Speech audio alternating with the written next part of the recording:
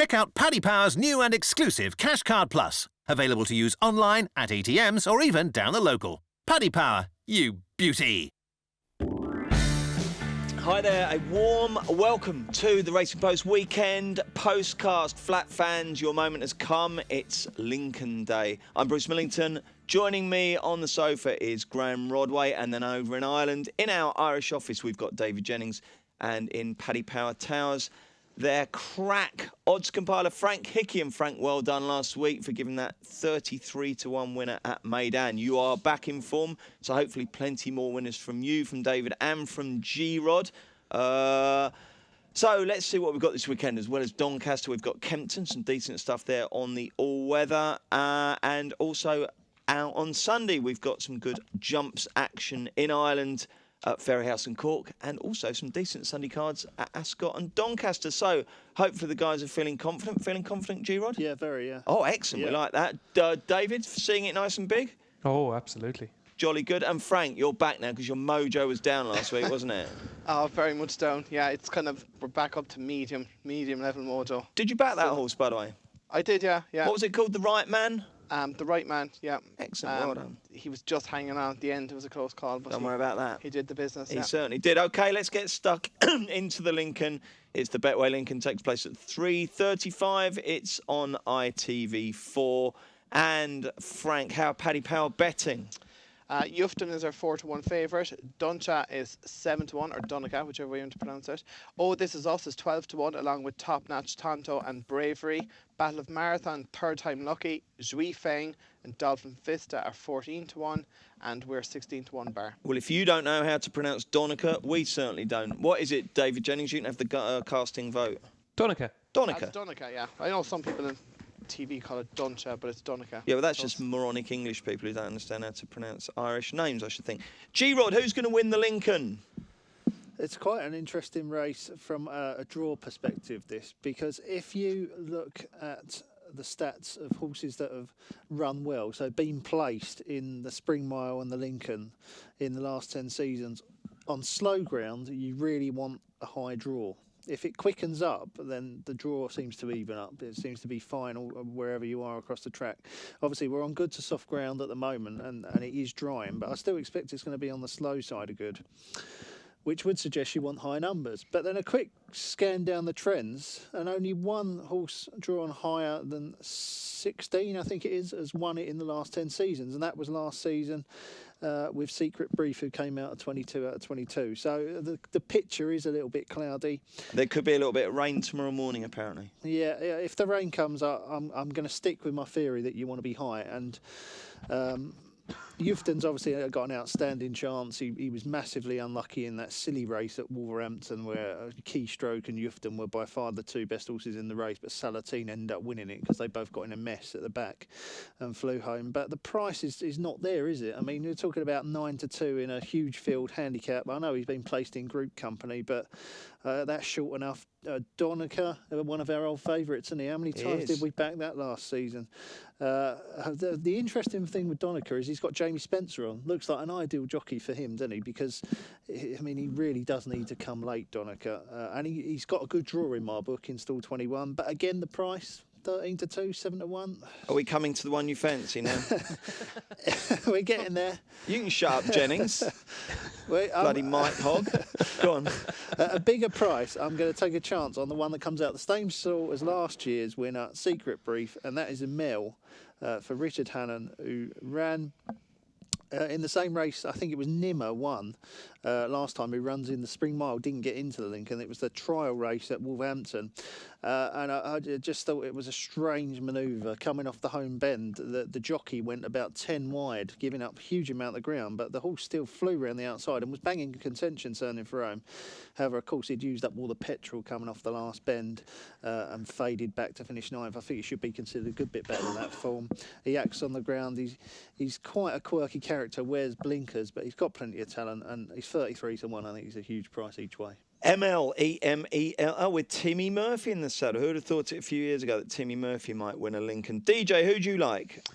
Bruce, would you believe I actually think Ufton is a good price here? Yes, I can believe that. It sounds absolutely ridiculous given that it's the Lincoln and there's 22 runners and so much can go wrong, and it's the first race of the year for so many of these, but absolutely everything is in its favour. I backed it at 8-1 last week for a couple of different reasons. It was rated 116 at one stage for William Haggard. It's 105 now. I think the key thing is it's a second run back. All his best form has been on its second run back. On its second run for Johnny Murtagh, it absolutely hammered Sir Isaac Newton at Dundalk. Sir Isaac Newton, I think, is rated 116 or 17 now, won its next 2 starts. Even in the Balmoral, when it won that, it had a mid-season break after June, ran at Newmarket in September, and then came out and won the Balmoral. And it's interesting, straight after that race, Roger Charlton said he's going to be aimed at the Lincoln. Cutting the ground is no problem whatsoever. I think it was second in a Group 1 in France, that race, what the hell is it called? The Prix Jean Prat in France, on really soft ground. So the ground shouldn't be a problem. As the lad said, was so eye-catching the last day at Wolverhampton. I think he'll come on a ton for this. He's a gorgeous horse to look at, absolutely gorgeous. He's a better horse than a handicapper, and I think he's well handicapped off 105, and I think he'll win. But if you hadn't backed him at 8s, you'd still be interested at the 4s, would you? It's a funny one. It's like races in Cheltenham. I think just because it's the Lincoln, he's the price he is. I actually think he deserves to be shorter. And just one at a huge price that I think will run well is way overpriced is Withern Sea down the bottom for Tony Hamilton and Richard Fahey. I think there's some 33s available. That's huge. Okay. Frank, what do you think? Yeah, Ufton's obvious claims. You'd have to like his comeback run. He was very unlucky. I thought like 4-1, 92. It's a bit skinny for me in this type of race. There's one. If you use Salatine, who beat Ufton in that all-weather race, now Ufton was far better than him, but if you use him as a little bit of a guide, there's a horse in here called Oh This Is Us, who's returning from Maidan, which isn't a bad route to take in this race traditionally. He was beaten a neck by Salatine, giving him £3 in Maidan. He was similarly unlucky that day. He travelled like much the best horse, got a bit blocked in the run a couple of times, got out, was beaten 2 heads in third. But that would tie him in close enough with Ufton, and they're off the same weight here. Ryan Moore is on board. He's in 2, which if the ground continues to dry out, is probably a decent enough draw. I thought he would go well. We're 5 places in this race as well, so you definitely want to be having an each way bet with us. I really liked him. I think he'll travel well in the race. It's a small question mark about a mile. He's been beaten a couple of times over a mile, and he won only in Chelmsford off 70 last April. So that is a small question mark, but he travels really well, and you'll be just hoping something will tow him into the race for a bit and he won't be lacking from the saddle. And just because of the nature of these races, I generally throw 2 darts at it with the draw, and Bravery is making his first start for David O'Meara, and he went close with Monty Lease 2 years ago in his first start for him too. He's drawn 20. He's coming over from Aidan O'Brien. The question mark about the trip, he might want a small bit further, but if they go a right clip, he should be staying on well at the end. I might have a small savoury to in him too. Graham Rodway fancies Email, David Jennings fancies Ufton, and Frank Hickey fancies Oh This Is Us. Righty-ho, let's take the rest of the card in chronological order. And the first race of the flat season always used to be the Brocklesby even. We've got 2 Brocklesbys this year because they've decided to split it. But the honour of being the first race of this year is the Betway Camage Trophy. Graham Rodway, who do you fancy? Yeah, cracking little race. I think it's ripe for an upset, and I thought it was hard between Swift Approval, Captain Colby and Rennie Mathis. Now, Swift Approval was disappointing last time, so I put a line for him. Captain Colby had been disappointing last twice, but he has got some decent course form, was impressive when winning there last year. I think it was in the Portland. And in the end, I end up coming down on the other one, Rennie Mathis, who's been running well on the all-weather this year. He needs to step up, and he'll need a stiff test because he's more of a 7-furlong horse than 6-furlong. But they always get racing quite early at Donny. I think he'll be staying on well towards the finish. I think he's a solid each-way bet. I'm not sure he can win, but I'm sure he'll run well. He could be placed at double figures. I think it's 16-20 to 1. Okay. And do you kind of feel like the spirit of your boss, Paul Keeley, is on your side there? He'd be tipping Rennie Matthews, wouldn't he, because he's so old? I suppose that, he does love that angle, doesn't he, the old horse angle? Yeah, he certainly does. David Jennings, what do you think of the Camage? I like Tupi, Bruce, for Richard Hannon and Ryan Moore. Soft ground's a little bit of a worry, but I just went back through its form and it was second in a listed race in France as a 2-year-old, so hopefully it'll be okay. Just so much improvement in the last run at Meydan. It flew home to finish fourth to Jungle Cat. And I think it's interesting off 101, given that it was 105 last autumn. It's obviously... Look, I just think he's rated 101. I think he's a little bit better than that. And with Rymor booked, I think this might be the time to catch him. So 2p for me, Bruce. Okay, and I've broken with the protocol here and not got the show of betting first, Frank. So give us a show and then your view of the race. Yeah, Birchwood is 11-4. Absolutely so is 5-1. Mobster 11-2. Name it what you like. And 2p are 8-1. Ride Like the Wind is 9-1. Rennie Mathis is 12-1. And we're 14-1 bar. Yeah, I really, really, really liked Absolutely So here. Some of his form and handicaps last year was top class. He was 6th in the air, Gold Cup, off a mark of 110, beaten 3 lengths by Brando. He was 4th in a Wokingham off 109, beaten 2.5 lengths by Outback Traveller. That's really good form. I think he has some decent form fresh as well, which is important. I think 6 furlongs on just good ground with a small bit of cut, maybe good to soft, is just ideal for him. I think it's a knock in each way bet. I think there's as big as 13-2 out there. I will definitely be getting stuck into that each way. Three reallys from Frank's there, so that means quite a bit. Frank, we'll stay with you for a show on the Spring Mile, which is the 225, another wide open race. Yeah, Sacred Act is 9-2, Namir 5-1, Ballet Concerto 13-2, Raising Sands 10-1, Another Touch is 12-1, Muta Raquez is an Examiner 14-1, Strong Steps, Sinfonietta are 16-1, and we're 20-1 bar. G-Rod? Again, I very much hope I'm not barking up the wrong tree in my draw angle, but I like a high drawn runner here, quite strong on Examiner for Stuart Williams. I mean, this has been one of the eye catchers of the winter. Every time it runs on the all-weather, everything goes wrong, then it flies home. And it was the same at Wolverhampton last time out, got caught at the back behind Nimmer, who also runs, and is quite a short price favourite. He's around 5-1, I think Frank said. So a nice straight wide mile at Donny should suit him. Exactly. You know, he ran an absolute cracker at Newmarket early last season in a similar sort of race over 1 mile, 1 furlong, a red hot handicap. But then he won a race on good to soft ground on Derby Day at Epsom. He seems equally as effective on turf. He's a strongly run, straight mile. And we've got Oisin Murphy on board now. Oisin Murphy was on board for both those runs early on turf last season when he won and was second, and he was back on board last time out when he was fourth. He's got a cracking record on the horse. I think Examiner is a fantastic bet. You won't make a stronger case for anything in this race than that, DJ, but you can try. I'll do my best, Bruce. There's a horse in this that's completely overpriced. It's 22-1 with Powers, and it'll go off about 10s. Number 20, Mount Tahan. Couldn't believe the price. One of these races, I was going through it last night, and then I seen the price. I said, that must be wrong. It just doesn't make any sense to me. If Frank fancies, This Is Us for the Lincoln, this horse was a length and a quarter behind it on its final start last year at Doncaster, over 7 furlongs, and it was unlucky to be beaten so far because it was hampered kind of a furlong out. It was carried right. I thought it ran really well. 2 cracking runs, his last 2 runs at Ayr at Doncaster off this mark of 91. It won first time out 2 seasons ago in the maiden at Wetherby. It was quite impressive. Kevin Scott rides for Kevin Ryan. The 2 Kevins team up, and 22-1. Definitely won't go off that price. I was expecting you to carry on there. I was looking in the RPG TV biscuit tin. I'm getting better, Bruce. Yeah, no, you are. Yeah. They both make very convincing cases there, Frank. Out of those 2, who would you want to back based on what they said there? Would you want to be on Examiner with G-Rod or Mount Tahan for DJ? Probably Examiner of the 2. Thanks, Frank. But do you think they're both absolutely rubbish tips?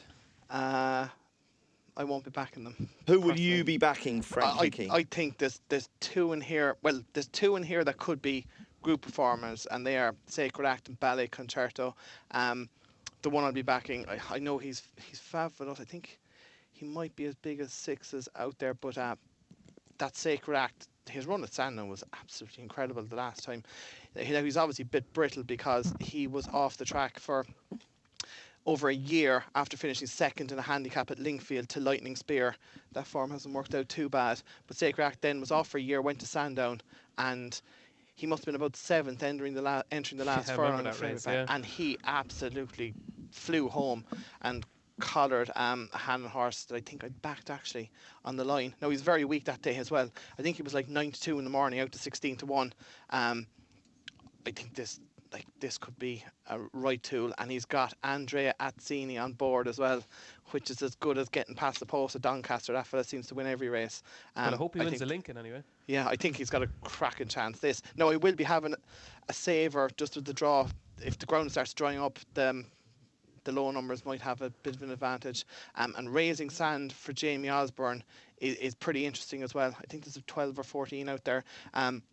He moved from Roger Varian to Jamie Osborne last July, won 3 of his 4 races before going to Chelmsford and running over 10. He didn't get home over 10. He's back down to a mile, and he's only £2 higher than when winning Haydock the last day. And Adam Kirby is up. I'll be having a small bit each way in him just in case. But I think Sacred Act is the one to beat. Graham, what did you think of David and Frank's tips there? Yeah, it was solid enough, but Go on, who did they tip? they tipped Sacred Oh, Act. fair enough. I thought you were studying up the Sunday card Mount there. to Hand. You were listening. Very good. Sorry, mate. I was trying to catch you out and you've done me there. Listen, lads, you're all doing really well. You're all making really strong cases for things, but they're all different horses. Could you all start agreeing on things a bit? Because I'm going to have about 1 million different bets here. Right, at 3 o'clock then, it's the Betway Doncaster Mile, a listed race. And again, nice and wide open. Good card, this. If you're a flat fan, you must be absolutely loving this. How are you betting here, Frank? Yeah, Stormy Antarctic is 11-4, Crazy Horse 7-2, Kimrick 13-2, Custom Cut and Tullius are 8-1, Cool Company is 10-1, Castle Harbour 11-1, and we're 12-1 bar. G-Rod, you start us off here on the Doncaster Mile. Yeah, another cracker. John Gosden's runner. I thought you were going to mime your selection there. I had to think about it for a minute. John Gosden's runner, not his Crazy Horse, but the other one, Castle Harbour. They must think a fair bit of this horse because it keeps going off favourite. I mean, they must be showing them something at home. It's been on a favourite its last 4 runs. It was favourite for the Jersey Stakes last year, finished 6th. Then last time out at Lingfield, it looked like I had a class edge, but bumped into that My Target that just is unbeatable at Lingfield. Still ran well. I know he's second string here. We've got Frankie on Crazy Horse. But this is just a good horse waiting to happen, especially over a mile. He's been running over 7 and staying on quite well. I think you're going to see a better horse, a much better run over a mile from Castle Harbour. OK, Castle Harbour for you. David, I presume you're tipping Toscanini? I was just about to say one of my guilty pleasures is in here. I've quite a few guilty pleasures. Home and Away this morning, which I like watching, but Kitten Rock. Are you not working today?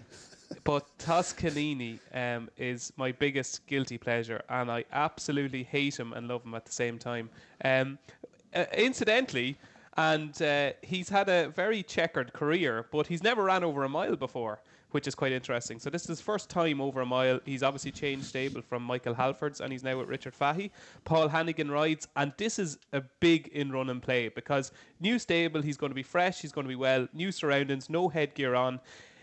He will travel really well and he'll trade short and running, but I just don't think he wants it. I don't know. He's a horrible yoke. But this could be the day to catch him. Over a mile, he'll travel well. Whether he'll find enough and whether he stays, I'm not quite sure. The most likely winner of the race, I think, is Simrick for Charlie Appleby and William Buick. I thought it ran really well behind Championship and won at Maidan on its first start. I think it was on the 2nd day of February. So Simrick would be the most likely winner. But I'll be watching on, interestingly, at Toscanini. Where you go, Frankie?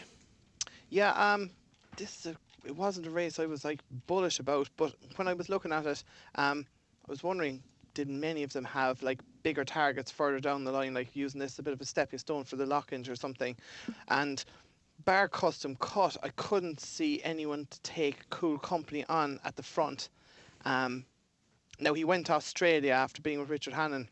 He went to Australia and didn't do anything, so they brought him back, and he needed the first one at Salisbury and was only beaten a neck by Eshtikar at Newmarket. He was just collared late that day, and I just thought he might get away in the front here with Ryan Moore up on board, and he's 10 and 12-1 about. Yeah, I think he'll have an each way squeak, and I'll probably take a flyer on him because Stormy Antarctic is probably looking bigger targets down the line. Kimrick is interesting, all right. Yeah, Crazy Horse. yeah, I wouldn't be overly gone on him either. So yeah, cool company for me. Cool company. Okay, what else do you like at Doncaster? Either of the Brocklesbury Stakes? Yeah, worth mentioning because we ran out some stats this morning. Clive Cox does not have many runners at this time of year. In fact, he's only had one before April in the last 10 seasons, and that was in the Brocklesby, and it finished second in 2012 at 12-1. Now, I did know the name of the horse, but I can't remember it. Don't worry. Did go on to win a listed race, and then eventually was rated 103. Now, he's got moved to the front in here in the second division of the Brocklesby. Obviously never run, because none of them have. Now, he's got a 10% strike rate with runners first time out, juveniles, over 5 furlongs. However, 57% of that lot have finished in the first 3. So if there's a misleading stat, that is one, because these horses do run well first time up. I think this is going to be double figures. I'm hoping it's going to be double figures, and it's a good each way bet. The only problem is Adam Kirby's on, and that might wreck the price. But John Fahey rode his other one in the Brocklesby, so maybe they're a bit more confident with Kirby. I'm going to try and find out the name of that thing in the Brocklesby. It was, when was it? Second? 2012, I think. Second in 2012. My boy Bill won it. I hope it was 2012, otherwise we'd be here all day. Well acquainted. Yeah, well that was it, acquainted, wasn't that was it? it, yeah, well well done, acquainted, G-Rod. Okay, I like that, mate. So what we're saying is move to the front in the 4:45. Yeah, there was an interview with Clive recently as well on TV, and he said how much of a strong bunch of juveniles he had this year. Good stuff. Excellent. I'll definitely be back in that. Anything else for you guys at Donny? I have a certainty, Bruce, but will I keep it for my nap? Well, if it is your nap, then yes. Yeah, I'll keep it. Yeah, it's my Okay. nap, yeah. Oh, that'll be something to look forward to. Frank, anything else at Donny that No, isn't your nap, but you do want to advocate? Nothing for me. Okay, let's do Otherwise- Kempton. Introducing Paddy Power's Hot Trot Jackpot, their new free-to-enter horse racing competition. Every Saturday, pick 5 horses in a free Lucky 31 bet for your chance to win the guaranteed £10,000 jackpot. T&Cs apply. 18+ BeGambleAware.org. Welcome back. Okay, let's look at Kempton on Saturday. Decent all-weather action starting at 2:05. The first of their 3 televised races on ITV4. It's the Betfred Mobile Magnolia Stakes, in which John Gosden has a fantastic record. He's won it 4 times in the last 12 years, and he's got the Jolly here. And what price is that Jolly, Frank Hickey? Yeah, Linguistic is 3-1, Viren's Army 130, Absolute Blast 7-2, Firefighting 9-2, Sovereign Death 6-1, and we're 14-1 bar. Right, let's alter it around a little bit. You can go first, DJ. I thought Linguistic was the most likely winner, Bruce. Plenty to find on ratings. I think it's rated £9 below Firefighting. It was beaten at Dundalk last time, but I actually backed it in the King Edward Stakes at Ascot, and nothing went right. William Buick had to switch around the whole field that day. I thought it ran well the time before at Newmarket. And then at Chester, do you remember, it was just beaten by Viren's Army in that Derby trial. It was excruciating to watch for anybody that backed it. But yeah, as you said, John Gosden's terrific record in the race. Jim Crowley booked 3-1 is quite fair. It's pretty boring, he's favourite, but I think Linguistic will probably win. Okay, what do you think, G-Rod? Absolute Blast is an absolute certainty. Really? Yes. Fantastic. Why? Well, massive improver. Then changed stables. Went to Archie Watson's after its second at Wolverhampton. That was the most unlucky loser you're ever going to see. Missed the break by about 6 lengths. Absolutely flew home. Should have won. And last time out, running the Winter Derby was a hugely improved performance. Massive career best. Again, finishing like a train. You got Sovereign Debt in here who's a doubtful stayer. Linguistic first time out. I mean, Absolute Blast is really in the form of her life at the moment, and she's been thriving on the weather. I expect another big career best, and that will be more than enough. Oh, brilliant. Linguistic won first time out last year, Graham. Well, it won't be winning first time out this time. There you go. Put that in your pipe, pal. Well done, G-Rod. Great stuff. What do you think, Frank? Yeah, John Gosden's won this race with horses like Ramsdell and Arctic Cosmos, who were Ramsdell was placed in Ledger. Arctic Cosmos won a Ledger. I don't think Linguistic is up to the same level as them, even though he is open to improvement. To be honest, I priced this race last night and I hadn't looked at any anti-post market all week, so I was like, had a clean slate. And when I priced it and then looked at the anti-post market, I thought one of either 2 things, that I'd made a complete balls of it, or the market was all over the shop. This Viren's Army should be clear fav, in my opinion.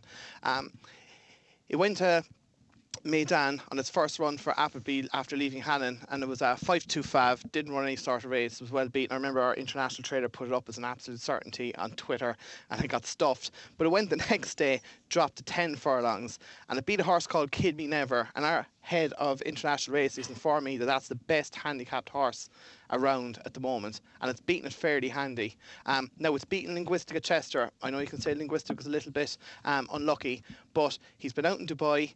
He's had a bit of sun in his back, maybe a little bit of a sun will bring him on a bit more. This thing is just, it's going to win, like. Blimey, all right. And with absolute class, I'm due for a massive argument because we have a big discussion about our races, right? And one of the lads who's compiled it against me is all about Absolute Blast. And I was coming up with all the reasons why this couldn't win. Now, sectionals were quite good at Linkfield, but to be honest, they all finished in a heap. And when they finish in a heap, they're all not up to much, in my opinion. Wolverhampton, she gave away a good few lengths to start, say about 10. But she's beaten by Caroline A. If she doesn't break here, she hasn't a prayer. It's only 3 runs go to be Bint Dandy off 90. Fire and Zari, Lab Bint Dandy. Yeah. That word, by the way, just for anybody who doesn't know, that word was heap. I know, yeah, no, I did understand that. Yeah, no, I did understand. You're not going to stand for all that, are you, Graham? In dissing your certainty I'm prepared for that. I'm going to have the exact same argument when I go in about an hour about this. And this Varian's Army, yeah. I even went to my boss and I went, have a look at this and tell me what should be fav. And he hadn't looked at the antipost either. And luckily he went the same route as me, so that'll be maybe 2 against 2 in the argument here now in about an hour's time. But O'Reilly. I'm not worried. You're not worried? That hasn't shaken your confidence one iota, no? Okay. Right, this is good. 240, it's the Betfred Like Us on Facebook handicap. It's the one race you're not betting on, Frank, but you will be. We haven't priced it yet. Okay, don't worry, you will be. G-Rod, who's going to win this? I made it between the top one and the bottom one. The top one, Justice Good, has been in cracking form all season on the all-weather and looks to have an outstanding chance. However, he is weighted to the hill, carrying top weight, and I don't know if a marker 101, if he's up to that. I'm sure he's going to run really well. I'm just not sure he's going to win. So I've gone for Professor at a much bigger price. I think he's going to be double figures massive. He was disappointing last time, but he was a good horse a few starts ago, a few years ago, even for the Hannons, I think it was. And I quite liked his return when he was 5th at Kempton. Keystroke beat him, is quite a smart horse. Professor was bang there with a furlong to go, just faded as if he needed to run. He's running, I think, off 92. He was rated over 100 at his peak. I'm going to take a chance on Professor. Okay, DJ? Bruce, being the model professional that I am, I got back. I knew I was on the podcast today, and you were watching Home and Away this morning. Yeah, but but I was in Limerick yesterday, right? So which is like a 3-hour drive. Oh, was it the student race meeting? Student day. How was it? Any good? They just wear less and less every year. Like it's just next year it'll just be bikinis. Did you pull? That's all it will. Did I what? Did you pull? God, no. And it was actually quite funny because we have a guy in work experience with us at the minute. Keith Curtis is his name. He's like 15 or 16, like, and he went racing. I think he's mentally scarred for life. But I came home and 3-hour drive, came back and knew I was on the podcast today. So got the laptop out, started studying races.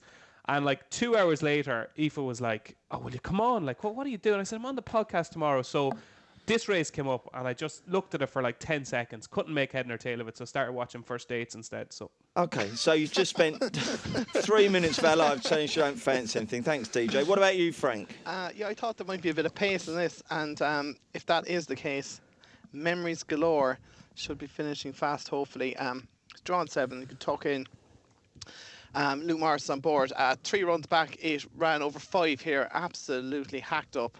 It's £7 higher, but it was only beaten half length at Newcastle next time up. And last time at Linkfield, probably didn't get the best ride in the world. I just thought if they go hard here, he might be able to pick them all up, and he should be about at least 9 or 10 to 1, I think. Jolly good. Okay then, Frank, 3.15, a 15-runner handicap. Oh, it's no good to us, is it? Are you going to go court the 4 here, Frank? I don't think so, because we're 5 places in the 2 Donny races. So anyway. what? It's nothing to do with it. Nothing to do with it. We only have a certain amount of extra places every weekend. Oh, every do you? Saturday, so, All right, yeah. okay, fair enough. All right then. Well, anyway, it's a tough one, isn't it? It's the Rosebery, and like I say, 15 runners. Big Country heads the market, I should imagine, Frank. Yeah, Big Country I 7 love to that I 2. said I should imagine. I'm just seeing it on the app. Go on, what price? Big Country 7 to 2. Prince of Arran 13 to 2. Final is 15 to 2. Royal Hacked 8 to 1. Godop Paulin 9 to 1. General Hazard 9 to 1. Sanokian Star 10 to 1. And we're 11 to 1 bar. DJ, we'll start with you. Who wins? Just realised Big Country was that thing that was with Charles O'Brien, same horse. Do you know what Big Country was? Test your 80s culture. Like Australia? No, it was a band. Oh. All their songs sounded exactly the same. Their biggest hit was called In a Big Country. Oh. Give them a listen. Anyway, I go will. on. I just wonder, is Prince of Arran just an absolute Kempton specialist? Now, it's up to a mark of 102, which is phenomenal considering, what was it rated like last year, 80 or something. But it's 3 from 4 at Kempton, and it just seems to absolutely adore the track. That once that cutaway comes, it just takes off. And I know it was only 4th the last day to Crimean Tartar, but it was very unlucky. Needed the gap to open, got hampered, and then stayed on again. And I said to myself, this horse is still improving. Now, it's up to 102, so it's plenty to do. But I just wonder, is it a Kempton specialist? Everything seems in its favour. And, I'll be giving Prince of Arran another shot. Righty-ho, G-Rod. Charlie Fellows loves that horse, Prince of Arran. He wanted to run at Derby and everything, but I think that's a big ask off 9 stone 10 in this race. I think there's a bunch of horses in here who are all quite promising and are weighted to their best. Give me one that you think we should bet on. The one that's worth backing is Fergal at a big price. Was 3rd last time out in a handicap hurdle behind Brain Power at Ascot, but has got decent course form. Was 3rd behind Lord George at the course over the course and distance, and was undone by a really moderate gallop that day. He's a strong traveller, needs him to go a decent pace. I think they'll do that in here. We've got a couple of Mark Johnston runners; they always go forward. We've got Josephine Gordon, a positive booking.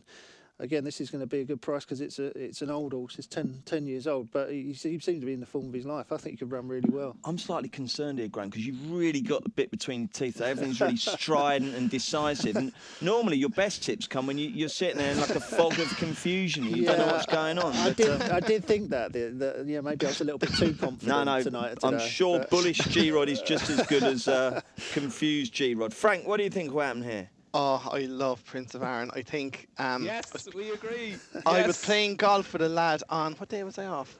Wednesday. Just a random lad in the group, and he was like, obviously found out what I did. He's like, oh, give me a tip for the weekend. I was like, oh, I don't know. I was like, this Prince of Arran just looks like Kempton specialist. I told him to back it each way. I think it was 8 or 9 to 1. It's won 3 times very easily, and then the last time it was a little bit unlucky. Now it's bumped up to 102, but like Kirby Enthusiasm was half a length. Beat at half length if you had £6. That's rated 108. Chemical Charge was another 2 lengths in front of that, rated 107. Prince of Arran was hampered that day. He didn't get a clear run at all. He would have been at least 3rd and right up behind Chemical Charge. So 102 might actually still be fair enough mark. Whatever beats this will win. I'm prepared for another argument because I know that one of the comparison side fans that Big Country, but I wouldn't give that any. I really don't like it. I think it won a nothing race the last day, and I couldn't have that. I think it's Prince of Arran. I think it'll win, but only one horse will beat it, if any. Okay. I think it's Nietzsche bet to nothing at about 7 to 1. And when you have your debates, stroke arguments, are they vociferous? Do you ever push each other around, or is it still quite friendly? Not physical, because they frown upon that in the office. But I can get a bit.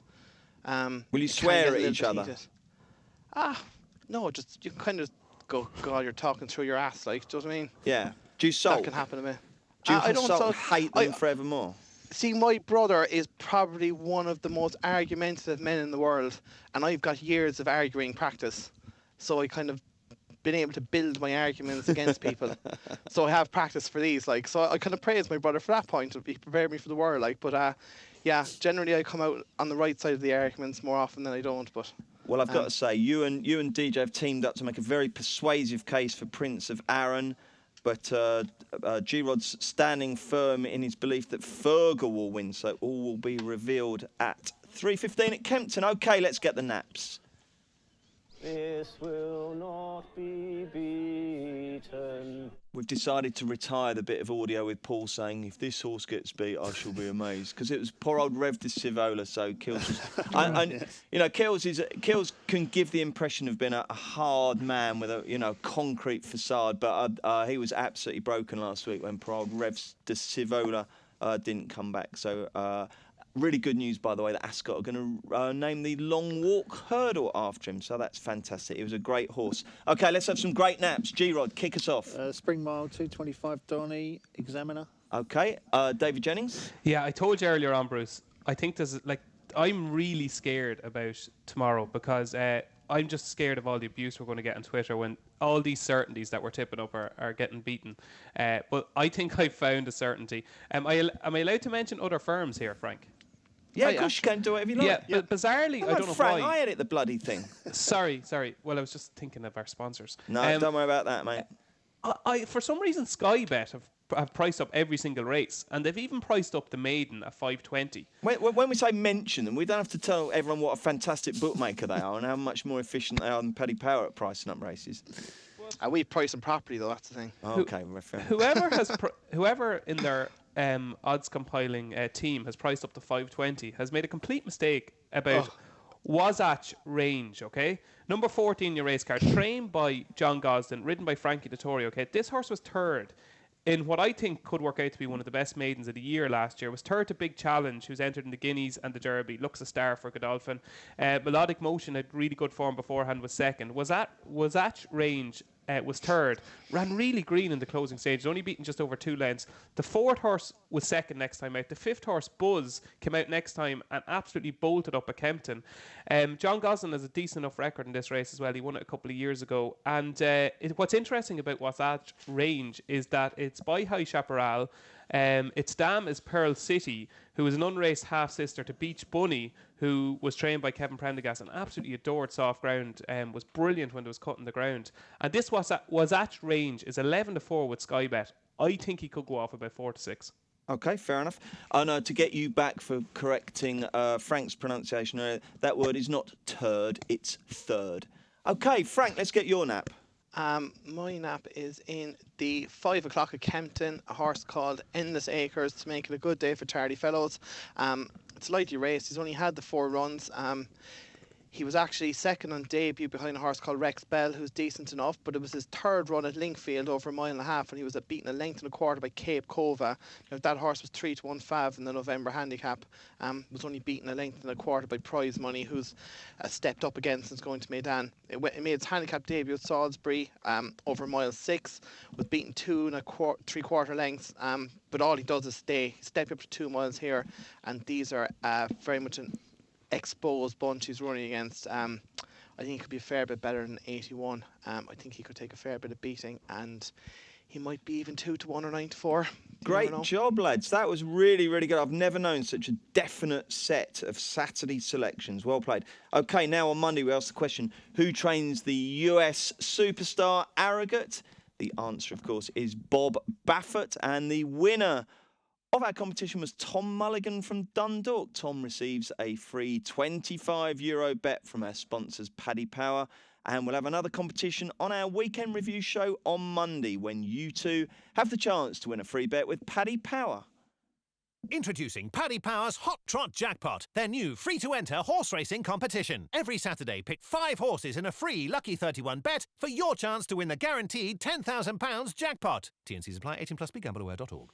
OK, Bruce Millington, Graham Rodway, David Jennings and Paddy Power's Frank Hickey looking ahead to a decent Sunday. We've got flat cards at Ascot and Doncaster and some good stuff in Ireland. Over the sticks at Fairy House and a flat race at Cork. So we will start with the best race at Fairy House. It's the 220. It's the Norman's Grove Chase, Grade 2 over 2 mile 1 furlong. Paddy Power have got prices and they are as follows, Frank. Yep, Ball Dark is our 7-4 favourite. Ballycasey 5-2. Nearly Namad 6-1. Tell Us More 8-1. Devil's Bride 10-1. The Game Changer 12-1. And we're 20-1 bar. That includes Fleming Star, doesn't it? The old blast from the past. Righty Righty-ho. Frank, we'll stick with you for the selection. Well, Ball Dark is on a serious upward curve. Could be difficult enough to beat, but Nearly Namad loves Fairy House. He loves soft ground. Soft heavy there at the moment, might draw out a bit, but it's still going to be testing enough. He's getting £6 off the top. I thought he's an each way bet to nothing at 6-1. Okay, David, what do you think will happen? I think Baldark is the most likely winner, all right, and he's improving. His confidence is sky high at the minute. His jumping has improved no end, and he's won at the track. So, but he's 7-4. I think the one that's overpriced is Devil's Bride for Henry de Bromhead. Goes well fresh, is off the track for 162 days. I think it ran really well kind of after a break the last couple of seasons. Has won on soft ground, even though it wants better ground. Like, it's rated 157, and it's getting £3 off Baldark, who's rated 151. So theoretically, I think he's got £9 in hands on Baldark. Don't fancy Ballycasey. But this will be interesting in the trainer's title race, because obviously Gordon and Willie are taking each other on. And it's races like this that could make a big difference. Absolutely. G-Rod, you had a study up on this one? Can't say I have a strong view on this one, no. Okay, fine. Chaps, take us through. Frank, first of all, it's your go first. Anything else at Ferryhouse and Cork that we should be backing? Well, Great Minds I put up last week, and he was a non-runner at Naas, but he's running in the listed sprint at Cork at the 205. He won this race 2 years ago. Went off short price Fav last year. Obviously had a bit of a problem because he wasn't seen since. But I think I saw that was it Chris Hayes was due to ride him, and he was a bit put out that he wasn't running at Naas. Yeah, he was pulled out. He was interviewed, yeah. Yeah, and I have a feeling this thing is back to its best. The piece is on. This will take a fair bit of beating. Thought Woodland Opera runs in the beginner's chase at Ferryhouse at 2:55. Now that is a certainty. That is basically just jump around, it'll win. I thought Invitation Only was interesting in the 4 or 5. Now it's a good race. There's plenty in there to go well. Like Blueberry won last time. Or no, sorry, the wrong race. What else is in there? Sorry, I'm just bringing up the card. Which one? Alboom Photo, yeah. He's interesting enough, and Any Second Now was a little bit disappointing last day. But Invitation Only, I think they seem to think he wasn't really training properly and he wasn't showing the signs at home, but I think he was coming to hand just before Cheltenham, but not in time to go. I thought he probably would take a bit of beating in that 4:05. Okay. And I thought that I'd probably have a small bet on Brie led each way. He ran really well for a long way in the Neptune and didn't seem to really get home, and the drop and trip might suit. But that's a decent enough race. He's probably going to be an each way price, so I might chance him as well. That's Brie laid in the 3:30. Over to you, Dave. I've got time for a biscuit. Gorgeous. Oh, you have time for a packet of biscuits. I'll try and be as quick as I can, okay, which is probably 6 biscuits. It really is. I love the card. It's one of these days where you're just delighted to be working. You look at the roster, like, yes, I'm at Ferryhouse. So 2:55, obviously Woodland Opera. If there's, I don't know what price it's going to be, but if it's anywhere close to evens at all, like really good run the last day, that'll win. I really like Avenir Dunvee. Now it's obviously had serious problems in the 3:30. Hassan 3:30. See what I did there? And obviously has had problems because it hasn't ran since the middle of November when it beat Aussie Reigns, but it needs soft ground. And I just wonder, has Henry kind of said to himself, look, there's no point in running this horse. It obviously had a few problems. Let's not get it ready for Cheltenham. Let's keep it for Ferryhouse and Punchestown. I think he's very good, Avenir Dunvee. Blueberry is also very good, but I just wonder on the ground, soft to heavy, has been kept fresh for this, hopefully. Avenir Dunvee, I think, will win the 3:30. And as Frank said, Invitation Only had apparently been working well, and they were tempted to go to the Neptune with Invitation Only, but I think Bacardi's worked so well the week before that they said, look, we have Bacardi's and there's no point in sending Invitation Only over there, and it could be a blessing in disguise. He's a very, very good horse that wasn't right when he ran at Navan last time, so Invitation Only I think will win the 4:05. And later on in the card, in the, where are we now? Oh no, it's not running. That's it from me. Okay, well done. Great stuff. Have you got anything for us over in England, Ascot or Doncaster, G-Rod? Well, that horse in the 205 are called Great Minds. I mean, I was on that last week at a big price. I was gutted when that was pulled out. I thought that was a good bet. I think it'll win too. At Ascot, is it Brother Ted? I've got to find the race. Oh, here we go again. Sorry. At least he's got the name of the horse and the meeting this time. Yeah, it's in the Novice Chase, which I think is at 3:05. Yeah, and it runs against Value at Risk. Yeah, that's right. Value at Risk will be favourite, I would have thought. Brother Ted, they fancied this for the race at Cheltenham, that Close Brothers race, but they didn't get in. It fell last time out, but might well have won. It was in the mad race where Barney Dwan fell as well, and I can't remember what won it. That'll win anyway in the 3:05 at Ascot. And over at Donny, in the, I think it's 3:20, I'm hoping, my phone takes ages to load. There's a horse called Lincoln. Is it Lincoln you're going to tip? Yeah, look, borrow mine. George Bowen, George number 4. Bowen. Yeah, this was 5th behind Oh This Is Us last year, and that was obviously Frank's pick for the Lincoln, I think, wasn't it? That was ran an absolute cracker that day. It goes well at the course, was 5th in another race, very similar big handicap at the track. Seems to go well at Donny. I see Richard Farley's got Paul Hannigan on it, the old teaming up there, and I think they'll run well. George Bowen. Okay, very quickly, 1 horse each for Sunday. You start, Frank. Just one.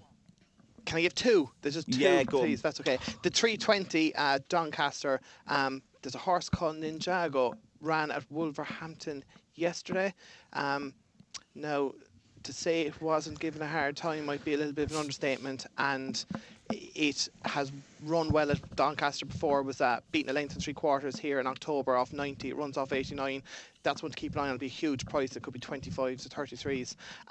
And in Ascot, 2 o'clock, a horse called Clondalk Cracker. It won point and its bumper at Warwick. Then went to Weatherby in October. It was 8-11 fav for a decent enough maiden novices hurdle at Scotchtown won. He was second, to be fair, in a Pretemps qualifier at Warwick. Now I saw a tissue price at 10-1. If it's anything like that, lose your life, run down and steal money to put on, because it'd be an each a bet to nothing. It's got a great chance. If he bled the last, which is a worry, but it's had a break. But it's got huge ability. I know they really like it. Clondalk Cracker. David, 1 horse. Woodland Opera, like Wasatch Prince or Wasatch Range, as I said, in Doncaster on Saturday, and Woodland Opera. If either of those are beaten, I'd be hugely disappointed. Okay, and G-Rod, what's your Sunday best bet? I'm just looking through the Hunt the Chase, just make sure there's nothing there. No. Okay, well, that also Cork in the first, Great Minds. Great Minds. Okay, fantastic. Weekend plans, G-Rod? Yeah, I'm off on Saturday. I'll be watching the Merseyside Derby, that's for sure, and then catch some racing. Oh, I've got a tip for you with Paddy Pell. We did the football postcast yesterday. They're betting 9-2 a red card. It's the dirtiest match in the Premier League. That's well worth a score, that, I'm telling you. Yeah, no, it probably is. Yeah, no, that'd be my day. Actually. Racing football. Yeah? All day, yeah. Excellent. And in Sunday? front of the TV, and then working Sunday. What about the children? You've got 2 little ones, haven't you? Will you get some respite? Yeah, I'll try. Do you do that thing with your missus where you say, look, this Saturday it's really important. I've got to watch the racing for work purposes. Well, what I'm actually trying to do is I'm trying to negotiate a way to the pub to watch, the racing and the football, then watch the racing, and then maybe stay for the 5:30. I suppose there's a game, there usually is, and then see where we go from there. What would that involve? Doing some ironing, buying her a posy of flowers? It's quite hard, but there's ways around it. I just got to give it some thought. Okay, good luck with that. DJ, what are you going to do this weekend? Well, tomorrow, myself and Aoife are going hiking to Wicklow. Nice. Yeah. Pretty. What's the forecast? Good, I think. I think it's quite good. Yeah. So that's tomorrow, which I don't mind actually. Like I know everybody. Like I won't get to watch much racing and I won't get to see the soccer, but some of these things in life you just have to do. Definitely. Look, it's not the end of the world. And you and Aoife went to the Cotswolds after Cheltenham, didn't you? Did you enjoy that? We did. We had lunch with Alistair Down on Saturday. Did you? Yeah, in Bledington. Okay. But That Cotswolds was beautiful, isn't An it? experience, yeah. Oh, unbelievable. The nicest place I have ever been in the whole wide world is Burton on the Water. It's really lovely, isn't it? lovely Yeah, there, yeah, I'm incredible. going to retire there in like 70 years' time. Okay, you need to back plenty of winners to be able to afford a gaff there. So that's Saturday. And Fairyhouse Sunday. Working Fairyhouse Sunday. And Frank, what about you? I'm working tomorrow and I'm off Sunday, so I think we're going doing some shopping on Sunday, getting bits and bobs for the honeymoon, which is the week after. Oh, is it? And where are you Like off to? The Maldives for a week and Dubai for a week. Oh, beautiful. How So about flying that? out great, the day of the Grand National, which is yeah. He's disgusted. Yeah, I didn't book it, wouldn't you? But you are on the Grand National podcast next week, postcast I am next on week, aren't you? Thursday, yeah. Surely it's just good. I'm flying out about lunchtime on Saturday. Okay. But my missus informs me that Emirates have Wi-Fi and stuff, so I'll be able to watch on the plane. Yeah, so that you I can. watch You're absolutely right. You're Oh. Yeah. absolutely right. So you'll have a fantastic time there. Okay, so you heard us mention the podcast next Thursday. Obviously, we're back on Monday to review the weekend. We've got a special on Wednesday when Steve Palmer joins me to look ahead to the Masters, which is on next week. It really is the most fantastic week next week. You've got the Masters podcast on Wednesday. And then on Thursday, we've got the Grand National Aintree all week. We've got daily podcasts, so do join us for that. Have a great weekend. Paddy Power stream all UK and Irish racing live on your mobile, tablet or PC. Unlike some other high street bookies, Paddy Power, you beauty!